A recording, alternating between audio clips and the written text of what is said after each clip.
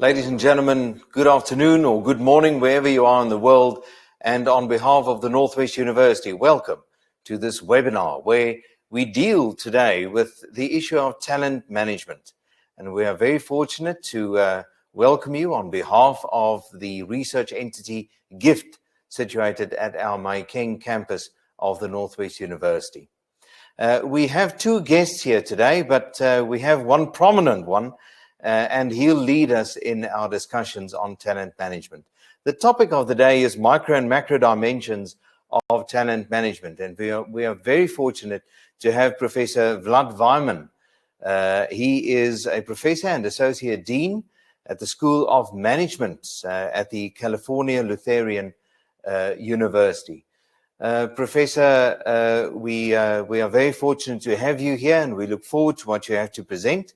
Ladies and gentlemen, and later on we'll have also a word from our research director of the research entity GIFT, Professor Annemarie Pelser, and we'll hear what she has to say as well.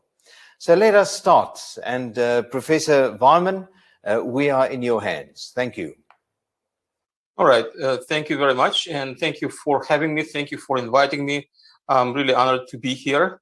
It's an early morning here in California, and it's, as I understand, early afternoon or early evening, I should say, in South Africa. And I think it's a perfect time for us to get together and talk about talent management.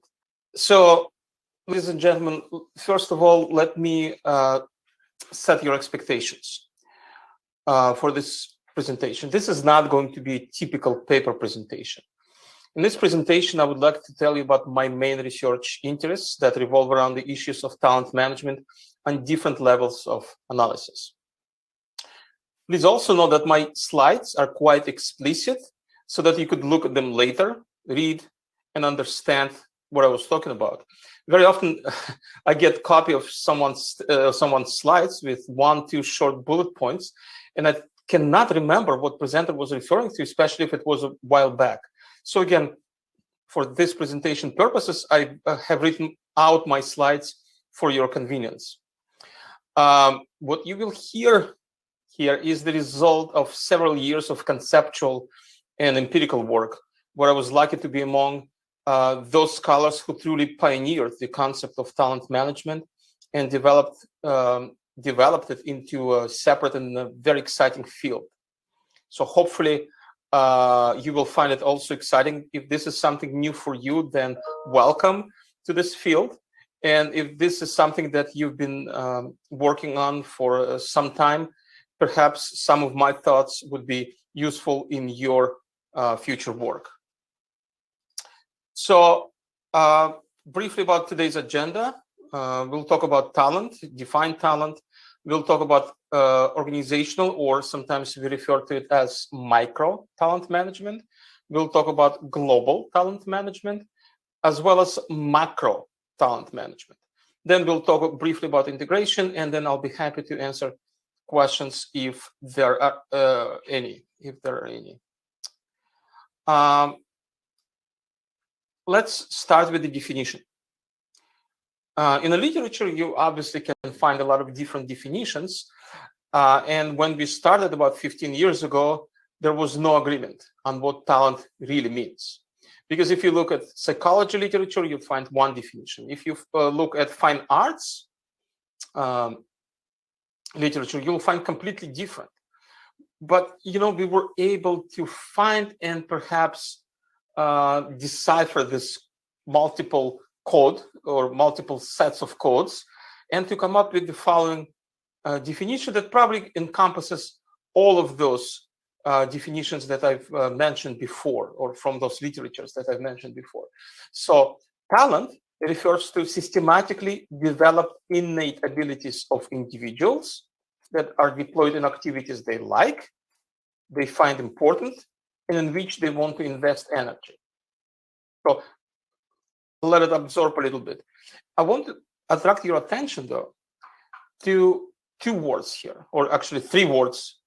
Systematically developed is one phrase. Innate is another word.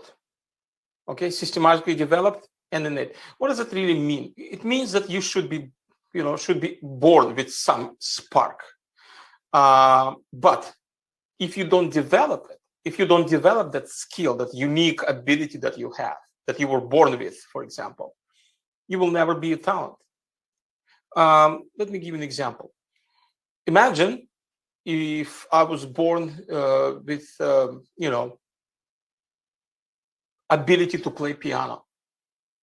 Well, I'm not, by the way. I can't play any musical instruments, but just imagine, okay, for the argument's sake. I'm born with an ability to play piano, extraordinary ability. But if I don't practice every day, 7 hours a day, probably 365 days a year, I will never develop into a full-blown talent. I will never become one of those famous musicians, right? And the same thing goes for organizational talent. Yes, you might come to a company already with some sort of a talent for something, for accounting, for finance, for communication. If you don't develop those skills, you will never become a talent, a truly talented individual. So that's what I wanted to convey here in this definition. Now, talent in general enables people to perform better than anybody else in one or several domains of human functioning. And you can think of it as performing better than others of the same age and experience. So imagine we all graduated from the same university with the same degree, but I still am performing better than my peers, right? And also, or performing consistently at your personal best. Performing consistently at your personal best. So that's what talent enables you to do. Again, think of organizations. Think of talent in organizations. And again, even though the definition may be the same for talent, right? But what it actually means differs for different companies. It varies. For some companies, the definition of talent is limited to really top of the house, right? Or perhaps to leadership ranks. We refer to talent only when we talk about our leaders, because they are the most important talent for us. For some other companies, it's maybe leadership, maybe it's those people with high potentials, high pulse, we call them, right? High potentials. For others, yet, talent is everyone in the organization. All of our employees are talent because all of them have something to offer, right? So you can think of talent in many different ways. However, in talent management literature, if you look at it closely, you will see that most experts, including myself, talk about talent as key people. So two things, right? Key people in critical job roles, A, and B, employees who possess or are pursuing currently specialized and in-demand knowledge and skills. So the idea is really to understand and identify the most important key roles in your company. Forget about people for just a second, just the key roles, without which roles our company cannot survive. Yes, it could be your CEO, but maybe it's your chief engineer, or maybe it's one of those people who are hidden from leadership view. Not people, but job roles, sorry. So that's one thing. The second part is to find key people. People with extraordinary abilities, knowledge, skills, experience, expertise, and then the idea is to bring them together. Marry key people with key positions. So that's probably the ultimate goal of talent management, as I understand it, and some of my colleagues, most of my colleagues, I should say. So let's now define talent management. We have defined what talent is. Let's now try to define what talent management is and can be. Talent management is a set of meaningful techniques aimed at 4 things, ladies and gentlemen. 4 things: attracting from outside or identifying from inside the company. So it's one. Motivating and engaging. Developing, that's number 3. And retaining organization's most valuable employees. And not only that, but also ensuring that they are deployed in those roles, in those key roles we talked about, that add the greatest value to our company. Again, techniques aimed at attracting or identifying, motivating and engaging, developing and retaining organization's most valuable employees, and making sure that their deployment is in those roles that add the greatest value to our company. Real and best talent management strategies are always very much business focused. You have to make them business focused, not talent management for the sake of talent management, but talent management for the sake of our strategy. You need to make sure that your talent management strategies answer the following critical questions. Number 1, which roles in our company drive the greatest value in our company, right? Which roles drive the great, not people, but which roles? You know what?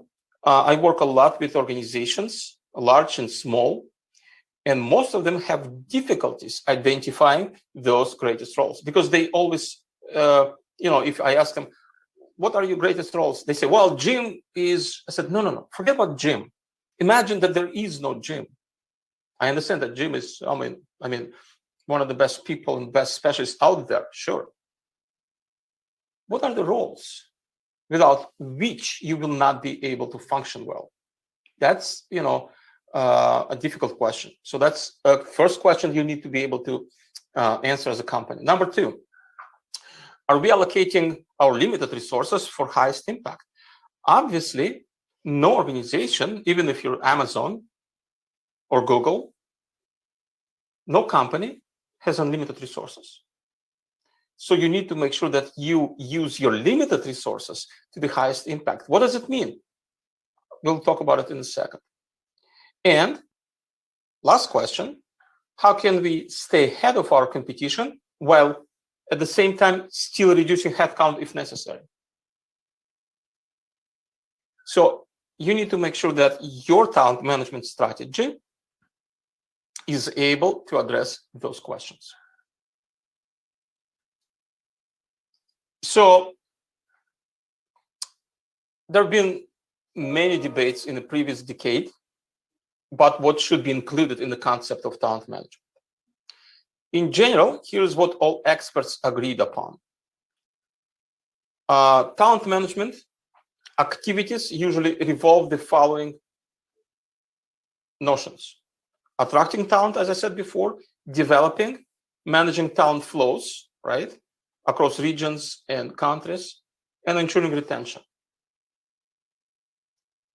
Again, when we talk about talent management, that's what we're talking about: attracting people to your organization, developing talented employees, and we'll talk about talented. What does it mean to be a talented employee for every organization? Because for every organization, the answer is different.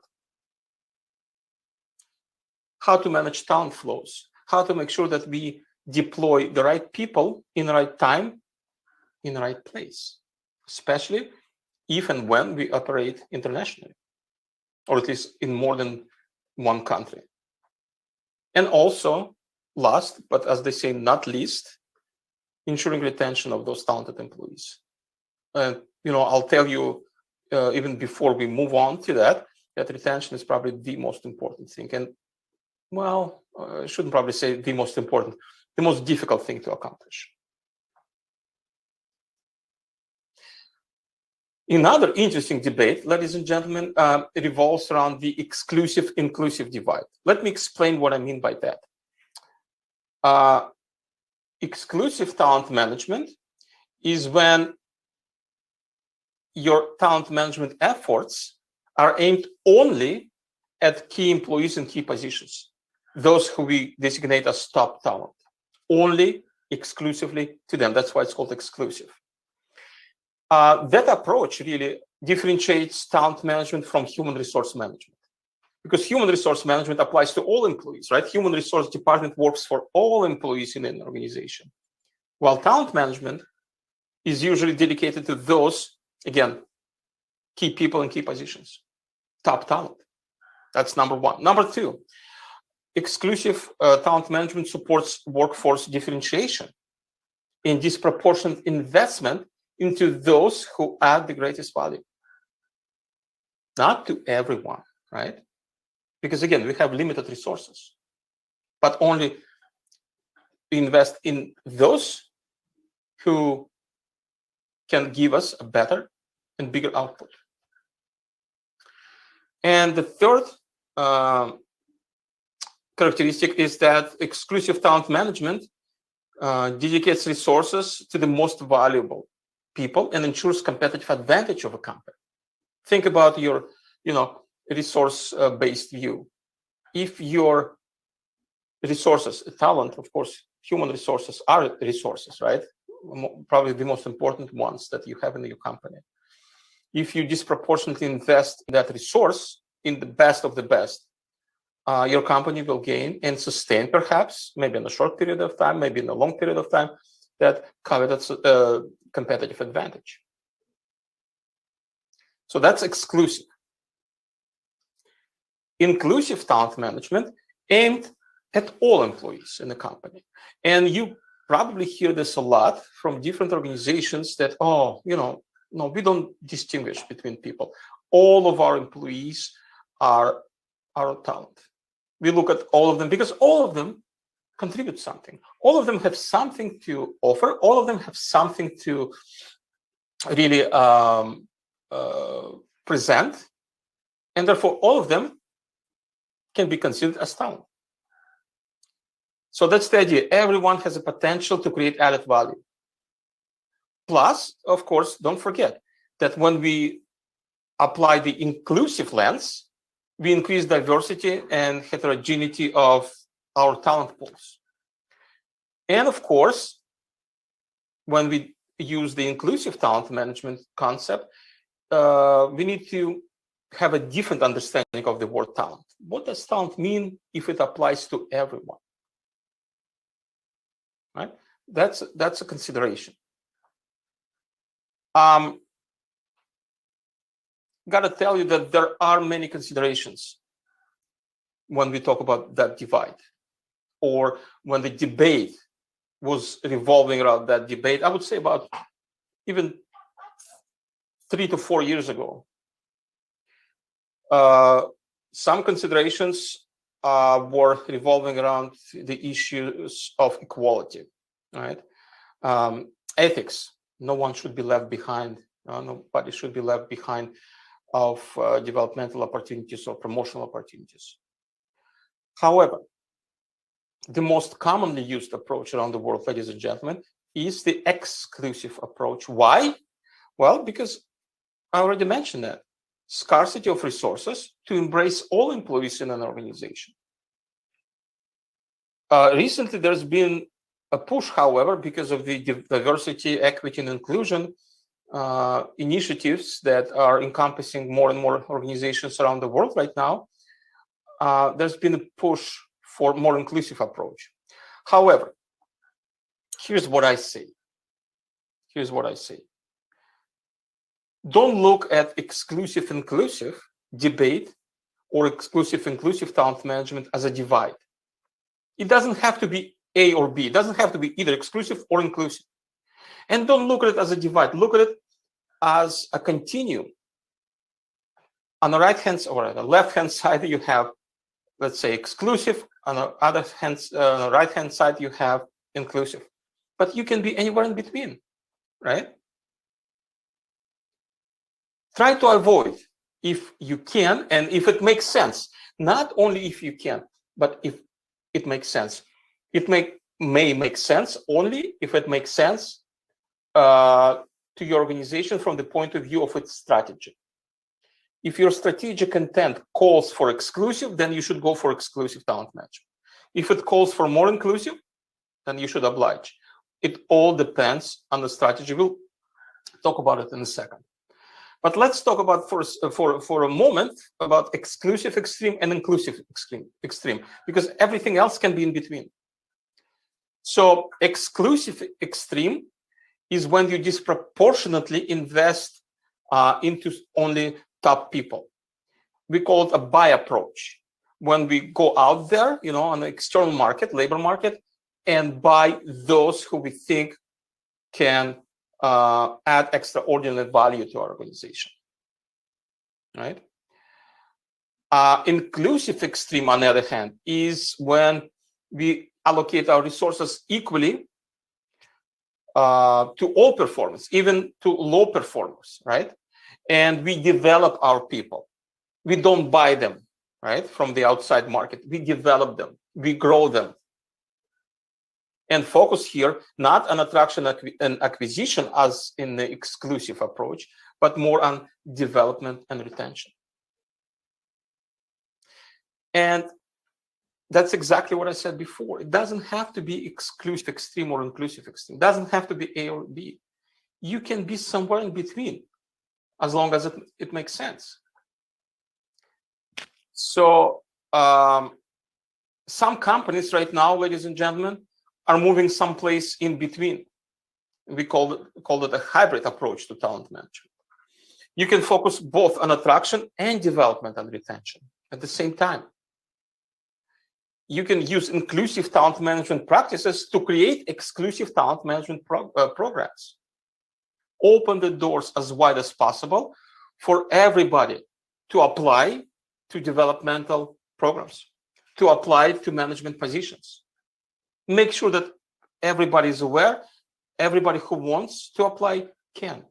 But then you have a threshold, whether it's built based on certain tests or observations or both, doesn't matter. Then you create exclusive talent management program for those who got in. So basically, the approach now, a more popular approach with organizations, and that's what is reflected in the literature, focus on high performance, but use more inclusive profiles to identify them. And some of those practices are reflected here on this particular slide. So you can see some inclusive talent management practices for recruitment, staffing, and succession planning, for talent training and development, for retention management, et cetera, et cetera, et cetera. So obviously, since you will have those slides, I'm not going to go through this in very much detail, but you will be able to look at it later and ask me questions later on if necessary. So people, after I present this to organizations, they ask me, so what should our choice depend upon? Our choice, inclusive, exclusive, in between, what does it depend on? Well, it depends on several characteristics or several factors, I should say. Number one, as I mentioned before, organizational intent, which means your strategy, structure, and your values as an organization. Also depends on the size. For example, in national culture, for example, we've noticed that large American firms use more exclusive talent management, more, not extreme, but more exclusive, right? If you think of it again as a continuum. Medium-sized German companies use more inclusive. And medium-sized Spanish companies use both, a hybrid. So it depends on, as I said, intent, culture, and structure, but also depends on other macro environmental factors, such as, for example, government policies. In some countries, government wants to make sure that no one is left behind, even in exclusive talent management efforts, especially if your organization is even partially, I should say, state-owned.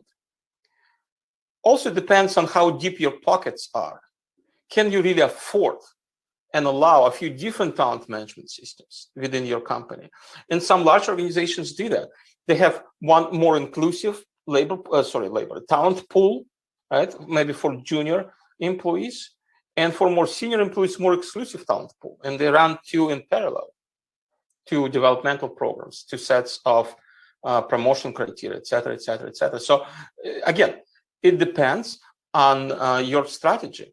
But the first step, nevertheless, is to define what talent means for your organization. Because again, talent is a highly contextual notion. Talent, if you're talent in one company, in one setting, doesn't mean that you will remain talent in a different setting or in a different company. I hope that's clear. So it's very important to remember, ladies and gentlemen, that talent management is not the same as human resource management. And, you know, I remember that about 15, maybe even 20 years ago, when talent management has become a word of the day, some organizations started to, rename their human resources department into talent management departments, just because it was fashionable. It's not the same. There are quite a few factors that differentiate talent management from human resource management. And I'll just name 2 out of these 4. Talent management has finally moved the human resource agenda, people agenda, beyond the human resource department or beyond the human resource function into the boardroom. Because without the support of top management, talent management is not going to work. Just as simple as that. There should be commitment, explicit decision to invest into certain people. That's number 1 out of 4. And number 2 is that there is simply greater differentiation of talent management practices to support employees' needs.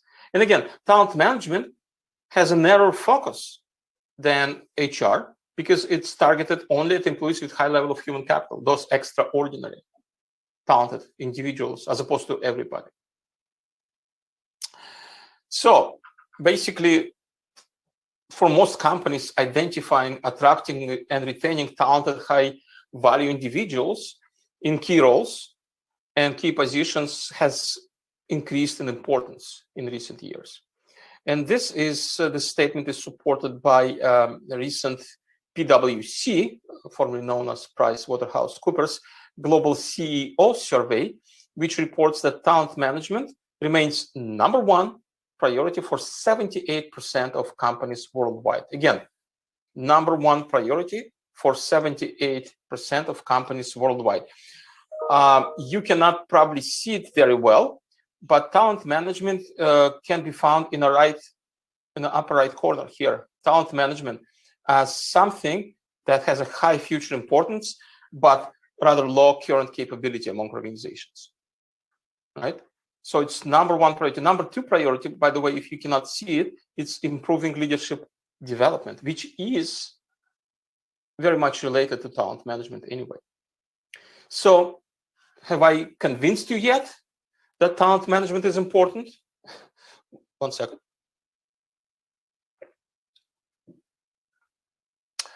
In any case, what we talked about up to this point referred to domestic organizations and their talent management efforts. Let's now turn our attention to those companies that operate on an international arena. So if you remember from management, every organization operates within 2 environments. Internal environment, you can see it here, it says your company, that consists of company's board of directors, management, employees, et cetera, et cetera, et cetera. An external environment that comprises economic component, such as unemployment rate, other economic indicators, political component, such as political situation in the country, regulations, legal component, laws, and laws and regulations, legal regulations within your society, socio-cultural component, technological component, etc. Talent management resides within an internal environment, obviously, right? Talent management resides within an internal environment, and as an organization, we have to adapt to our external environment. Because, for example, if legislation changes, it will immediately affect our company. Let's say if the minimum wage is increased, right? Then we have to do something internally to react. Now, so what if a company is operating in multiple locations around the world, right? What about those called multinational enterprises? Let me take you through our thought process, which actually led us to macro applications of talent management through global talent management. So again, if you look at this slide, you will see that your company is expanding abroad. So this is your domestic environment. You expand to country A and country B. Then now you have to also adapt your internal environment to multiple different external environments, which adds to complexity, which adds not only to complexity in strategy, in finance, in marketing, but also in talent management. So when a company operates in several countries, or in other words, within a number of external environments, talent management calls for global considerations, which results in a notion which we refer to as global talent management, or GTM. So GTM is concerned with how organizations operating in a global environment systematically, I'm reading, use talent strategy and practices to attract, develop, and retain individuals who possess, or as we said before, in the process of acquiring high levels of human capital required for the strategic priorities of the business. Again, this is about talent management on the international arena. Is concerned with how organizations operating in a global environment and how they systematically apply talent management techniques and strategies to those different global environments, where legislation is different, technological component is different, socio-cultural component is different. Okay? So just brief step back. As we know all too well, unfortunately, we're currently experiencing a very strong environmental disruption, which does and will continue to affect how companies operate. In particular, looking through the international human resource management lens, we can see that strategic positions of any organizations should now be extremely flexible and agile to ensure that the company can change directions, as we say, on a dime, so immediately, right? Quickly. Due to this pandemic, the definition of talent and the content of talent pool may change, either for now or for good. For example, in the largest biopharmaceutical company in the world, called Amgen, which is headquartered here in Thousand Oaks, in my town, the definition of top talent has changed to include managers responsible for workforce safety and health.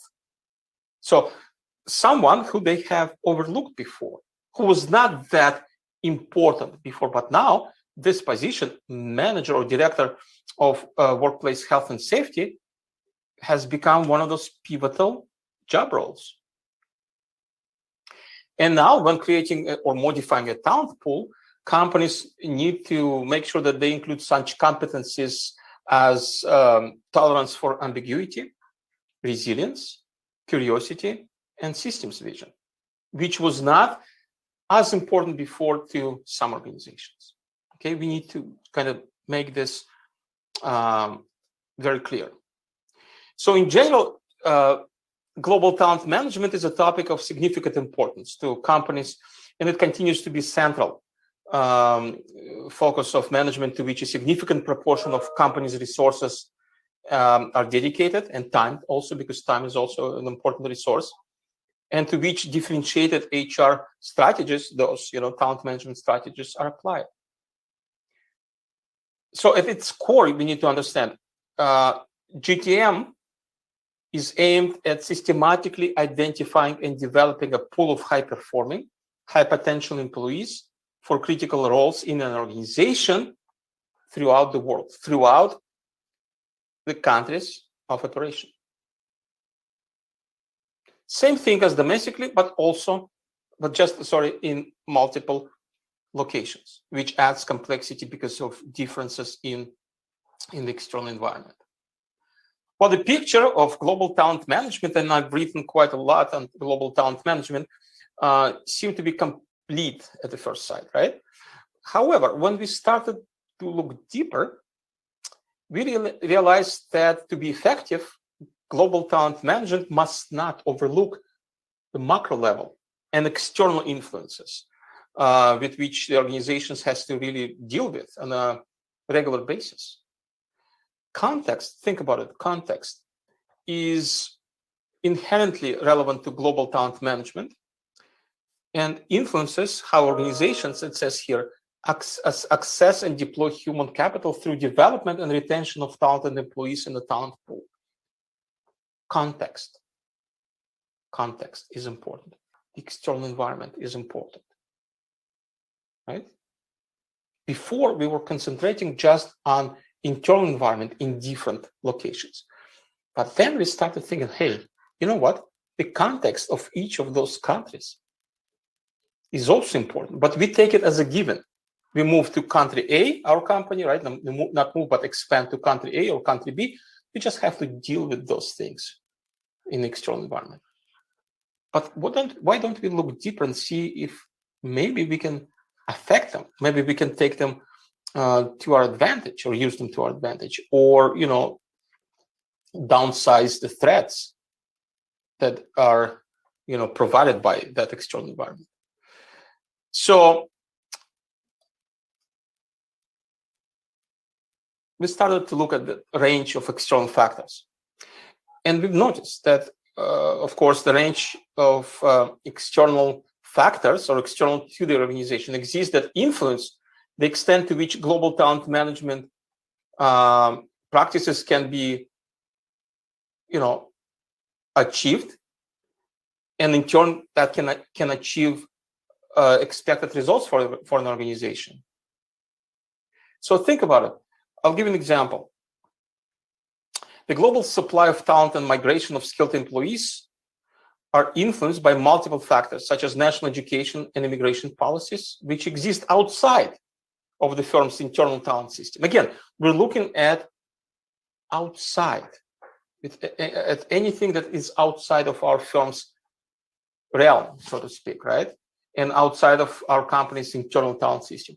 But nevertheless, these factors influence the cross-national flows of talent and talent quality upon which our company is dependent for access to talent. In other words, another mini example, immigration policy in country B to which we expanded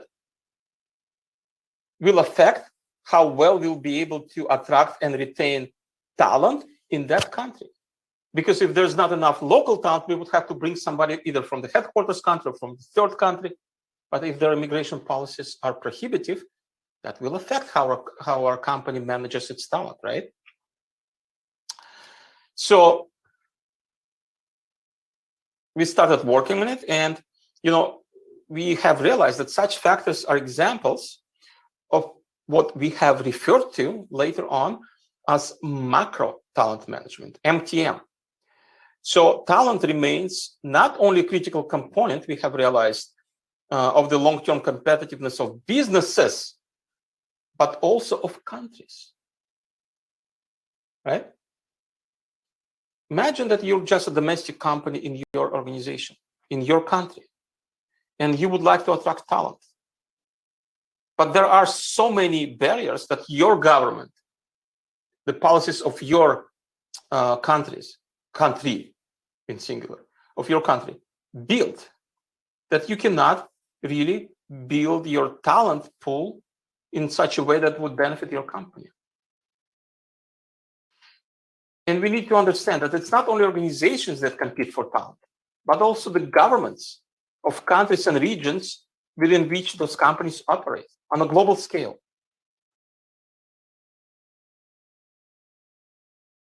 The study of, let me just provide you with the definition or the summary.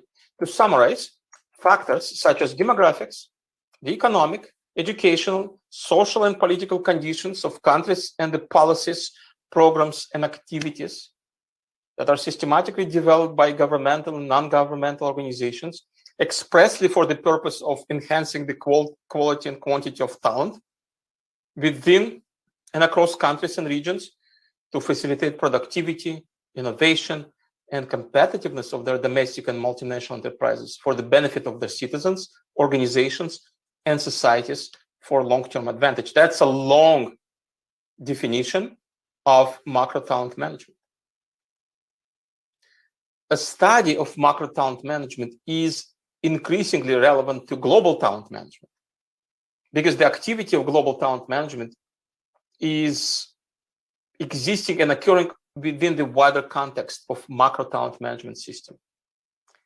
Whatever we do in our company, in our country, and across the globe, if our company happens to be an international or multinational organization, will depend on the context in those countries, right? Under economic, educational, social, and political conditions, under demographics, etc., etc., etc. That's what we mean by context. So as such, macro talent management is expected to influence global talent management effectiveness. And our latest two books on that topic have demonstrated some solid empirical evidence of such impact. And here's a picture of those two books that came out a couple of years ago. One is actually dedicated to macro talent management in developed markets such as USA, the United Kingdom, Germany, Spain, France, etc. While the second book is devoted to developing and emergent countries such as United Arab Emirates, Russia, China, Poland, Singapore, and others. So, to reiterate, characteristics of a country's macro-level governmental, political, economic, and educational systems influence to what extent a country may demonstrate country competitiveness. Because again, it's not only about organizational competitiveness.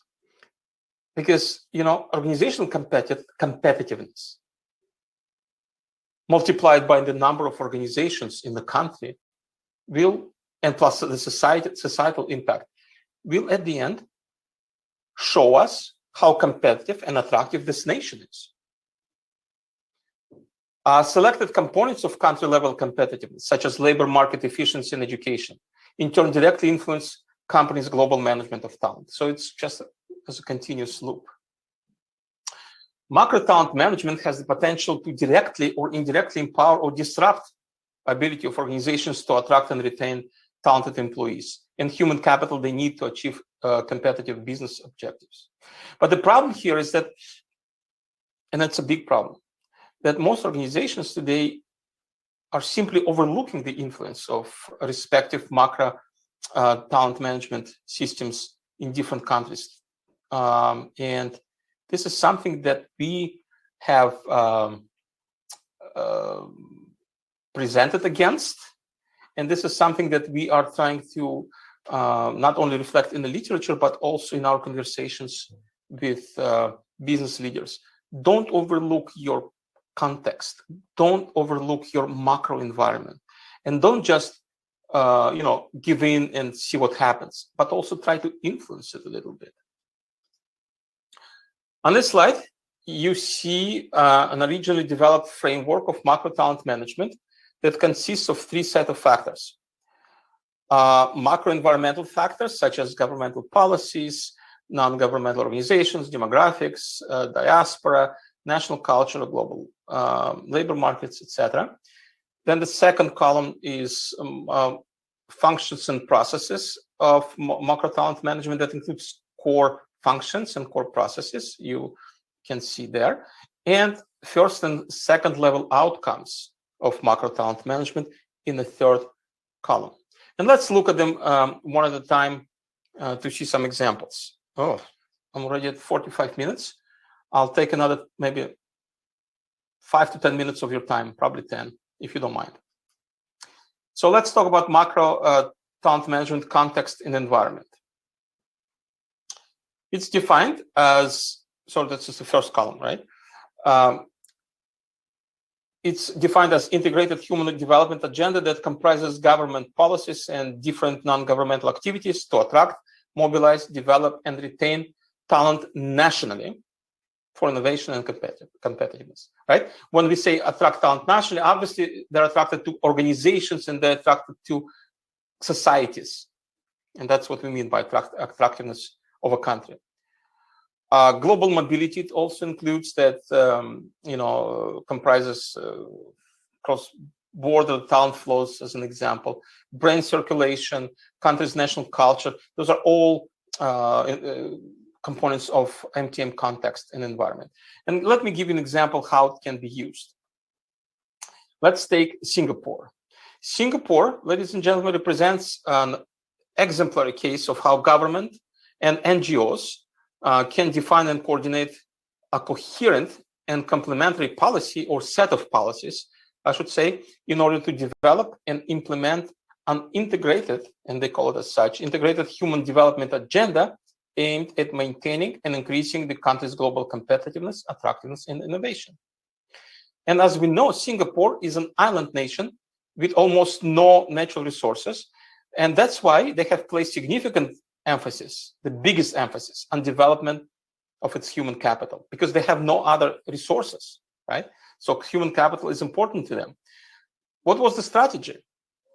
As a strategic priority to develop and maintain globally competitive position, the Singaporean government implemented and still implements policies and initiatives to ensure that the population benefits from a completely integrated infrastructure, corruption-free institutions, and an education system that's geared towards human development, the same objective. And what are the outcomes? In addition to being among the top-ranked, among most competitive nations, Singapore has achieved first ranking among 190 nations in the past 12 years by the World Bank Ease of Doing Business Index. And these achievements make this nation more attractive to outside investors, which in turn encourages more investment in talent development within the country.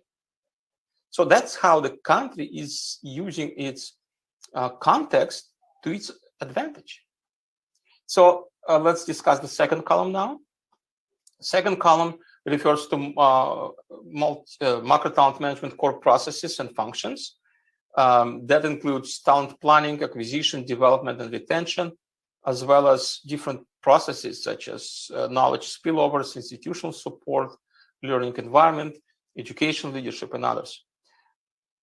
Example, let's take Gulf Cooperation Council context that comprises all oil-producing companies in the Gulf region. Rapid economic development required heavy dependency on internationally mobile experienced talent.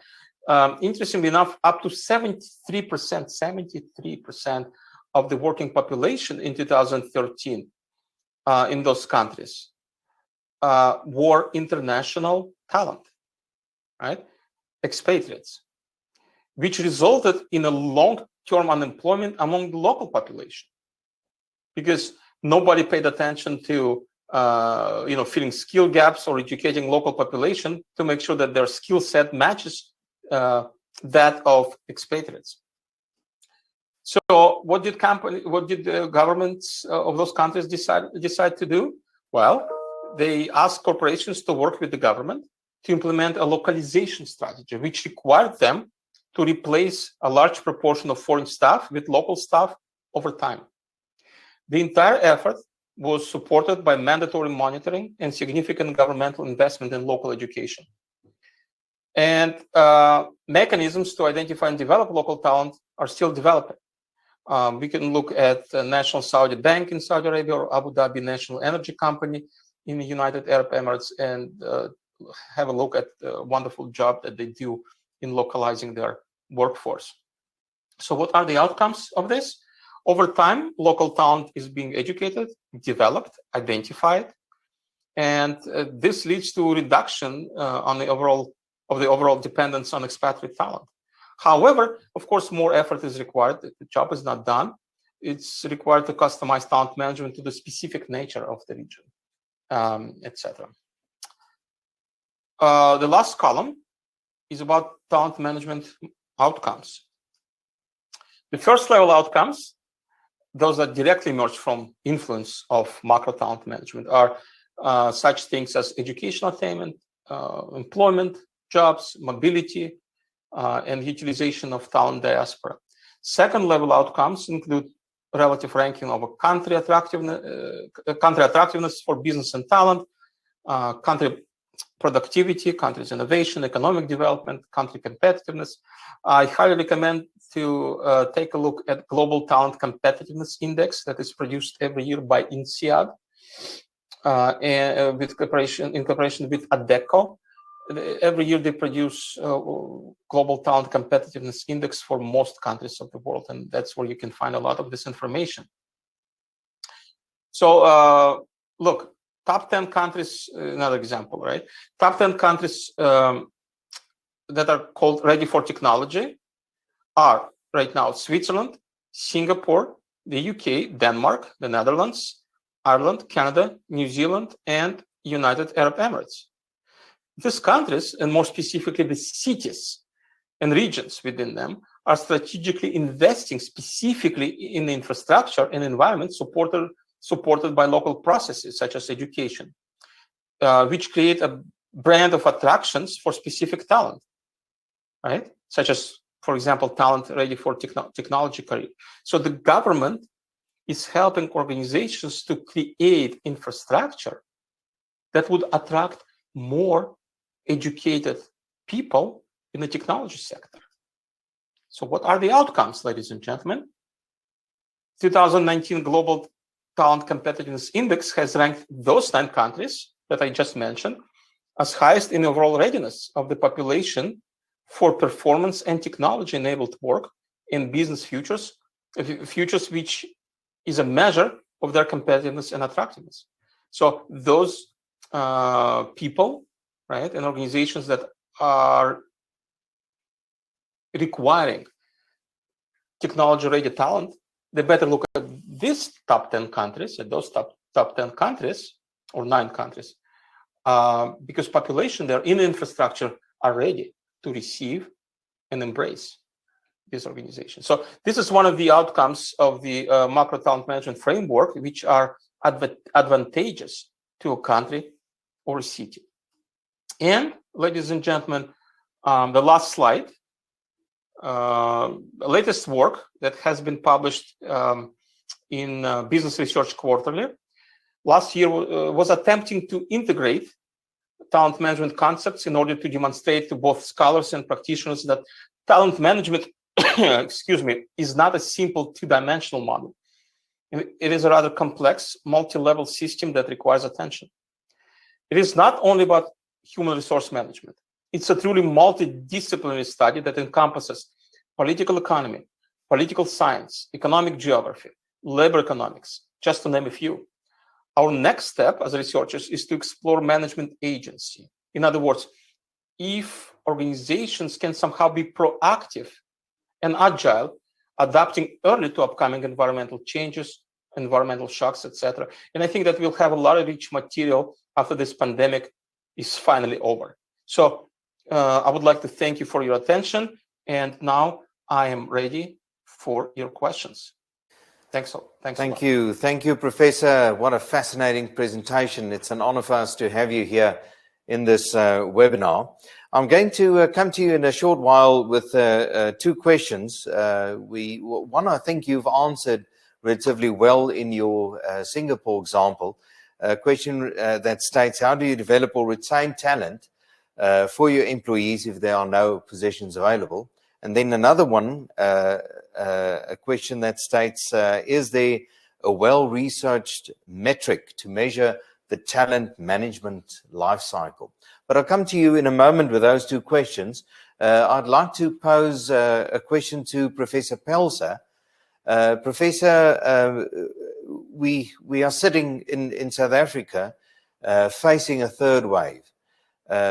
Some people are already thinking of a post-pandemic world and environment. What are the most important talent management challenges for organizations in this post-pandemic world? Thank you for the question, Pierre. To me, the most important talent management challenge here is skills development. How do you determine which skills are needed? How do you reskill people? Are there finances to reskill the people? So you have to look at the financial constraints in a business. Remember, all the businesses are down due to this COVID. So you have to find a way to reskill the people. And then also you have to appoint competent people in the business. So absolutely people that can deal with the fourth industrial revolution. And therefore, they also need artificial intelligence. Remember, we are now working with robots. We are working with self-driving vehicles. We are working with drones. So there are certain skills that such a person need to have. That will be your most talented person. Otherwise, the businesses will definitely struggle to make ends meet and to go forward.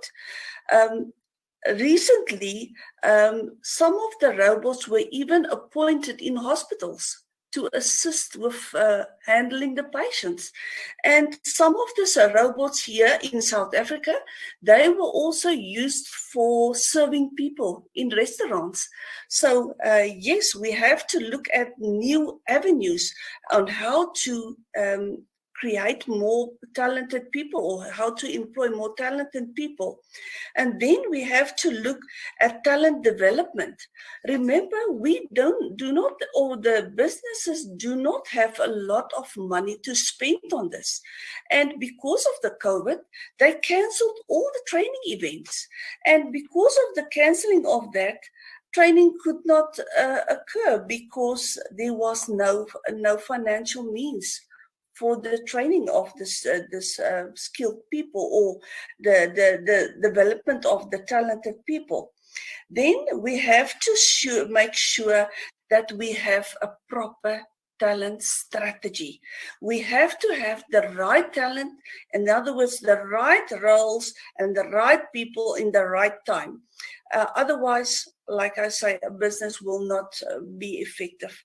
Then also, the outcomes replace the hours. And the performance management approach of the organizations also need to shift from monitoring people to monitoring performance. You have to see you have to evaluate what a person is doing. And this implies a great focus on the output and an emphasis on the employer's personal responsibility over the number of hours worked. So there will have to be close supervision, and there will have to be a means whereby the employer can determine what work was done and how much work was done. And then finding and hiring the right people. We therefore have to use remote interview methods. We cannot use the traditional methods. And I think by nowadays that we've been making use of the ordinary methods or the traditional methods, where you will just ask a person a few questions to say, listen, tell me more about yourself. We are busy in GIFT to develop a new program with new methods to have brilliant interviews. You know, when you've mentioned the artificial intelligence one, I see a few questions popping up.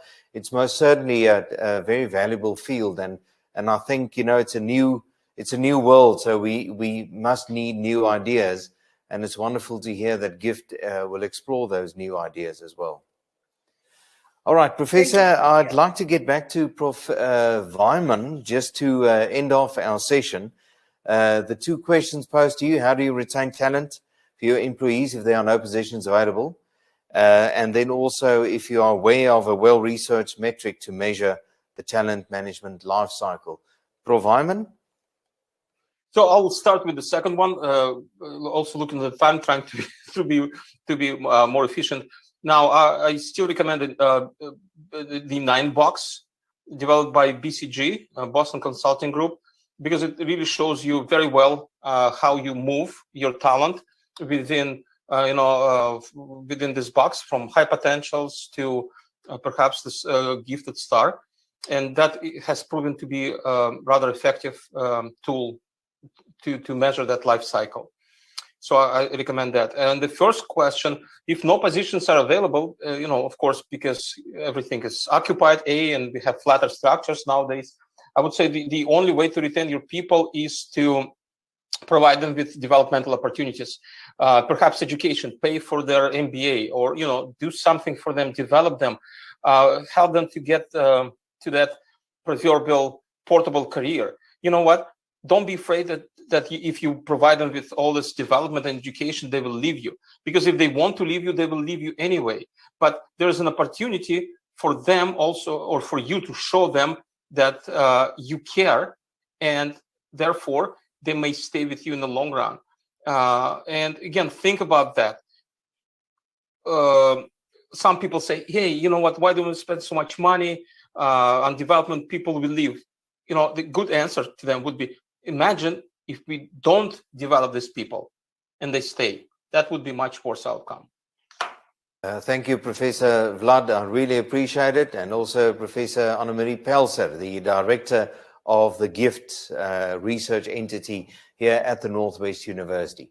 Ladies and gentlemen, that concludes our webinar. Thank you so much to the two professors for offering their insights, and for you in participating in this webinar. We really appreciate it, and you know where to find us.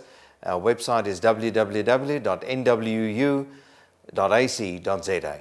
Have a good day.